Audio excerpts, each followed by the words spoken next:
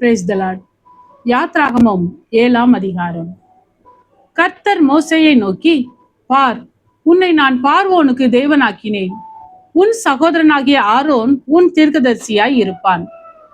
நான் உனக்கு கட்டளையிடும் யாவையும் நீ சொல்ல வேண்டும். பார்வோன் இஸ்ரவேல் புத்திரரை தன் தேசத்திலிருந்து அனுப்பி விடும்படி உன் சகோதரனாகிய ஆரோன் அவனிடத்தில் பேச வேண்டும். நான் பார்வோனின் இருதயத்தை கடினப்படுத்தி எகிப்து தேசத்தில் என் அடையாளங்களையும் அற்புதங்களையும் மிகுதியாய் நடப்பிப்பேன். பார்வோன் உங்களுக்கு செவி கொடுக்க மாட்டான். ஆகையால் எகிப்துக்கு விரோதமாக நான் என் கையை நீட்டி மகா தண்டனையினால் என் சேனைகளும் என் ஜனங்களும் ஆகிய இஸ்ரவேல் புத்திரரை எகிப்து தேசத்திலிருந்து புறப்பட பண்ணுவேன். நான் எகிப்தின் மேல் என் கையை நீட்டி இஸ்ரவேல் புத்திரரை அவர்கள் நடுவிலிருந்து புறப்பட பண்ணும்போது நானே கர்த்தர் என்று எகிப்தியர் அறிவார்கள் என்றார். மோசேயும் ஆரோனும் கர்த்தர் தங்களுக்கு கட்டளையிட்டபடியே செய்தார்கள். அவர்கள் பார்வோனோடே பேசும்போது மோசேக்கு 80 வயதும் ஆரோனுக்கு 83 வயதுமாய் இருந்தது. கர்த்தர் மோசேயையும் ஆரோனையும் நோக்கி, உங்கள் பட்சத்திற்கு ஒரு அற்புதம் காட்டுங்கள் என்று பார்வோன் உங்களோட சொன்னால், அப்பொழுது நீ ஆரோனை நோக்கி, உன் கோலை எடுத்து அதை பார்வோனுக்கு முன்பாக போடு என்பாயாக, அது சர்ப்பமாகும் என்றார். மோசேயும் ஆரோனும் பார்வோனிடத்தில் போய் கர்த்தர் தங்களுக்கு கட்டளையிட்டபடி செய்தார்கள். ஆரோன் பார்வோனுக்கு முன்பாகவும் அவன் ஊழியக்காரருக்கு முன்பாகவும் தன் கோலை போட்டான். அது சர்ப்பமாயிற்று. அப்பொழுது பார்வோன் சாஸ்திரிகளையும் சூனியக்காரரையும் அழைப்பித்தான். எகிப்தின் மந்திரவாதிகளும் தங்கள் மந்திர வித்தையினால் அப்படி செய்தார்கள். அவர்கள் ஒவ்வொருவனாக தன் தன் கோலை போட்டபோது அவைகள் சர்ப்பங்கள் ஆயின. ஆரோனுடைய கோலோ அவர்களுடைய கோலை விழுங்கிற்று. கர்த்தர் சொல்லியிருந்தபடி பார்வோனின் இருதயம் கடினப்பட்டது. அவர்களுக்கு செவி கொடாமற் போனான்.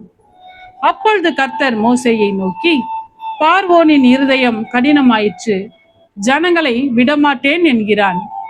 காலமே நீ பார்வோன் இடத்துக்கு போ, அவன் நதிக்கு புறப்பட்டு வருவான். நீ அவனுக்கு எதிராக நதியோரத்திலே நின்று சர்ப்பமாக மாறின கோலை உன் கையிலே பிடித்து கொண்டு அவனை நோக்கி, வனாந்திரத்தில் எனக்கு ஆராதனை செய்ய என் ஜனங்களை அனுப்பிவிட வேண்டும் என்று சொல்லும்படி எபிரேயருடைய தேவனாகிய கர்த்தர் என்னை உம்மிடத்திற்கு அனுப்பியும் இதுவரைக்கும் நீர் கேளாமற் போனீர். இதோ என் கையில் இருக்கிற கோலினால் நதியில் இருக்கிற தண்ணீர் மேல் அடிப்பேன். அப்பொழுது அது இரத்தமாய் மாறி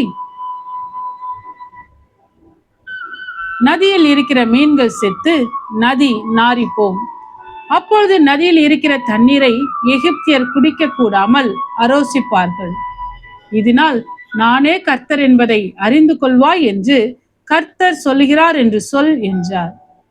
மேலும் கர்த்தர் மோசேயை நோக்கி, நீ ஆரோனிடத்தில் உன் கோலை எடுத்து எகிப்தின் நீர் நிலைகளாகிய அவர்கள் வாய்க்கால்கள் மேலும் நதிகள் மேலும் குளங்கள் மேலும் தண்ணீர் நிற்கிற எல்லா இடங்கள் மேலும் அவைகள் இரத்தமாகும்படிக்கு உன் கையை நீட்டு. அப்பொழுது எகிப்து தேசம் எங்கும் மரப்பாத்திரங்களிலும் கற்பாத்திரங்களிலும் இரத்தம் உண்டாயிருக்கும் என்று சொல் என்றார். கர்த்தர் கட்டளையிட்டபடி மோசேயும் ஆரோனும் செய்தார்கள். பார்வோனுடைய கண்களுக்கு முன்பாகவும் அவன் ஊழியக்காரரின் கண்களுக்கு முன்பாகவும் கோலை ஓங்கி நதியில் உள்ள தண்ணீரை அடிக்க நதியில் உள்ள தண்ணீர் எல்லாம் இரத்தமாய் மாறி போயிற்று.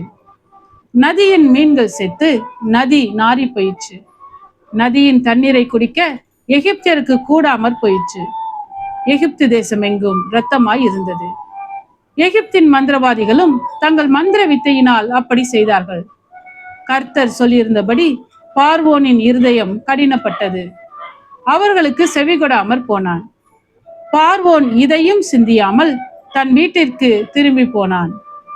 நதியின் தண்ணீர் குடிக்க உதவாதபடியால் குடிக்கத்தக்க தண்ணீருக்காக எகிப்தியர் எல்லாரும் நதியோரத்தில் ஊற்று தோண்டினார்கள். கர்த்தர் நதியை அடித்து 7 நாளாயிற்று. ஆமென்.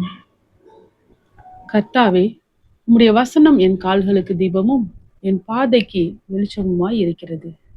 இருளான என் வாழ்விலே நீர் தந்த உம்முடைய வேத வசனத்தை தினமும் படித்து வசனத்தின் வெளிச்சத்திலே இடராமல் நடப்பேன். ஆமென்.